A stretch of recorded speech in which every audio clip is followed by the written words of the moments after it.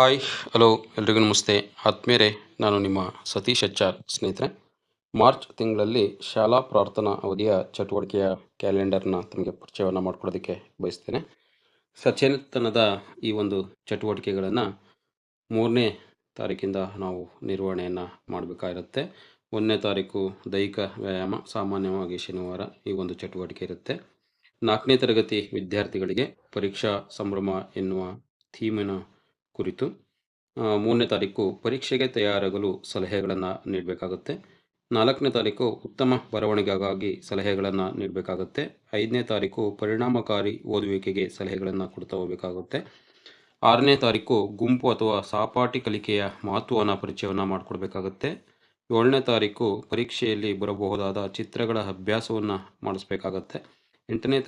8ನೇ ತಾರೀಕು ಅಂತಾರಾಷ್ಟ್ರೀಯ ಮಹಿಳಾ ದಿನಾಚರಣೆಯ ಕುರಿತು ಮಾಹಿತಿಯನ್ನು ನೀಡ್ತಾ ಹೋಗಬೇಕಾಗುತ್ತೆ. ಇನ್ನು 5ನೇ ತರಗತಿ ವಿದ್ಯಾರ್ಥಿಗಳಿಗೆ ಕರ್ನಾಟಕದ ಪ್ರಮುಖ ನದಿಗಳು ಎನ್ನುವ ಥೀಮಿನ ಮೇಲೆ ಕಾವೇರಿ ನದಿಯ ಬಗ್ಗೆ ಪರಿಚಯವನ್ನು ಮಾಡಿಕೊಡ್ಬೇಕಾಗುತ್ತೆ 11ನೇ ತಾರೀಕು. 12ನೇ ತಾರೀಕು ತುಂಗಭದ್ರಾ ನದಿಯ ಬಗ್ಗೆ ಪರಿಚಯವನ್ನು ಮಾಡಿಕೊಡ್ಬೇಕಾಗುತ್ತೆ.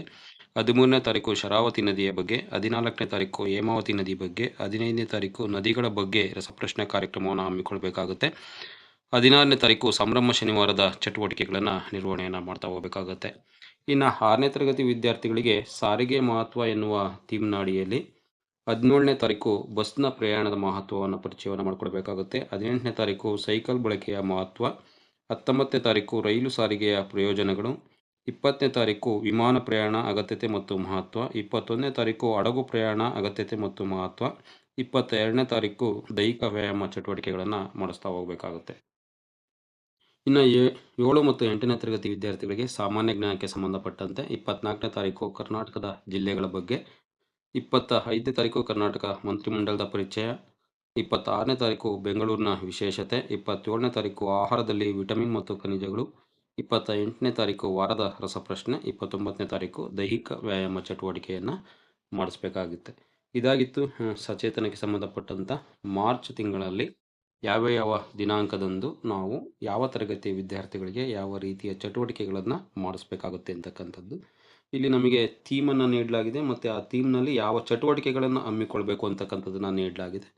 ಈ ಚಟುವಟಿಕೆಗಳನ್ನು ತಾವು ತಮ್ಮ ಶಾಲಾ ಹಂತದಲ್ಲಿ ತಮ್ಮ ಮಕ್ಕಳ ಮಟ್ಟಕ್ಕೆ ಅನುಗುಣವಾಗಿ ಚಟುವಟಿಕೆಗಳನ್ನು ತಾವು ಆಯೋಜನೆಯನ್ನು ಮಾಡ್ಕೊಳ್ಬಹುದಾಗಿರುತ್ತೆ ಅಂತಕ್ಕಂಥದ್ದು.